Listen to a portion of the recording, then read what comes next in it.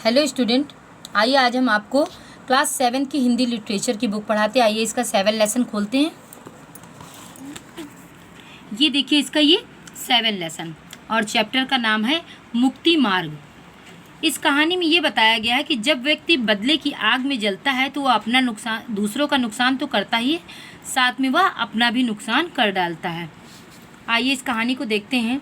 इसमें बताया गया है कि जिस प्रकार सिपाही को अपनी लाल पगड़ी देखकर बहुत अच्छा लगता है, सुंदरी को अपने गहनों पर घमंड होता है और वैद्य को अपने सामने बैठे हुए रोगियों पर तथा किसान को अपने हरे भरे खेतों को लहराते हुए देखकर होता था, उसी प्रकार जो है ये झींगुर को अपने खेत लहलहाते देखते हुए खुशी महसूस होती थी। वह जब अपने ऊख के खेतों को देखता था तो उसे जैसे लगभग नशा छा जाता था। 3 बीघे ऊख थी उसमें। उसको लगता था कि इसके 600 रुपये तो हमें खुशी खुशी में मिल जाएंगे, फिर तो भगवान की मुझ पर बहुत बड़ी कृपा हो जाएगी।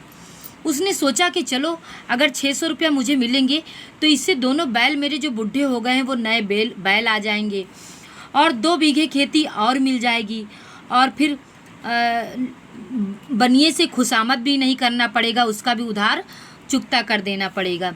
एक दिन शाम का समय था। वो अपने बेटे को गोद में उठाए मटर की फलियां तोड़ रहा था। इतने में उसे भेड़ों का एक झुंड आता हुआ दिखाई देने लगा। तो उसने अपने मन में कहा कि इधर से भेड़ों का निकलने का रास्ता तो न था, क्या खेत की मेड़ से ही यह झुंड निकलेगा? भेड़ों को इधर से लाने की क्या ज़रूरत थी? ये खेतों को कुचलेंगी और चरेंगी भी, नुकसान भी होगा। ऐसा सोचते सोचते वह उसके पास तक पहुंच गया। देखा क्या कि एक गड़रिया जो है बड़े ही घमंड से अपने भेड़ों को चराता हुआ उधर की तरफ लेके चला आ रहा था। आइए बच्चों इस पेज में देखते हैं। इतने में ही भेड़ खेत के पास आ गई। झींगुर ने ललकार कर कहा, अरे ये भेड़ कहाँ लिए आते हो?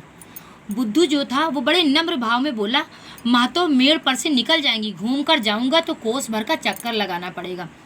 झींगुर ने कहा कि तुम्हारा चक्कर लगाने के चक्कर में मैं क्या अपने खेत को चलवा डालूं? तो फिर से बुद्धू ने कहा, आज निकल जाने दो, आइंदा से मैं इधर से नहीं आऊँगा। इस तरह उन दोनों में बहस होने लगी और जो है वो झींगुर था अपनी ही बात पर अड़ा रहा और महतो को वहाँ से निकलने नहीं दिया।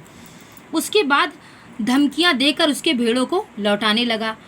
तो फिर मैं चरा चुका भेड़े, उसने कहा कि अगर मैं इस तरह करता रहूँगा तो मैं अपनी भेड़ें चरा चुका, मैं आज यहाँ से वापस नहीं लौटूंगा। हाँ, कल भले मैं इस रास्ते से इसे नहीं लेकर आऊँगा।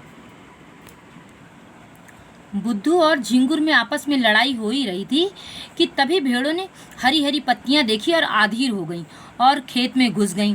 बुद्धू ने उन्हें डंडे से मार मार कर किनारे हटाता इधर उधर से निकाल कर खेत में जा पहुँची। झींगुर ने आगे होकर कहा, तुम मुझे हेकड़ी जताने के लिए यहाँ से हट नहीं रहे हो। बुद्धू ने यह देखकर चौंकती हुई, तुम हट जाओ, मैं तो सबको निकाल कर लेकर चला जाऊँगा। झींगुर ने लड़के को गोद से उतार दिया और वहीं पर डंडा पटक कर बोला कि मैं जो है तुम्हें यहाँ एक पग भी चलने नहीं दूंगा। 2 मिनट में झींगुर ने इस सेना को अपने अमानुष पराक्रम से यानी कि उसे मार मार कर मेष दल का संहार करते हुए वहाँ खेतों से उसे भगा दिया। बुद्धू ने घायल भेड़ों को देखते हुए कहा, झींगुर यह तुमने अच्छा नहीं किया है, बहुत पछताओगे। केले को काटना भी उतना आसान नहीं होता है जितना किसान से बदला लेना। ये एक कहावत थी जो बुद्धू ने झींगुर के लिए बोली थी। होता क्या है कि किसान की सारी कमाई जो है खेतों और खलिहानों में रहती है और अगर कोई आपदा आ जाती है, कोई परेशानी आ जाती है और किसान का किसी प्रकार से खेत अगर नष्ट हो जाता है तो किसान जो है कहीं का नहीं रहता, वह बिल्कुल भिखारी हो जाता है। लोगों को समझने में देर न लगी कि अब बहुत अनर्थ हो जाएगा, क्योंकि बुद्धू ने झींगुर से दुश्मनी ली थी। झींगुर ने बुद्धू से दुश्मनी ली थी। बुद्धू जो था वो बहुत ही झगड़ालू और लड़ाका प्रकृति का इंसान था। वह जब भी किसी से भिड़ता था तो वो आखिरी तक अपना बदला लेकर ही उससे मानता था। झींगुर का जी बुद्धू के घर जाने को बिल्कुल नहीं करता था। दूसरों के आग्रह से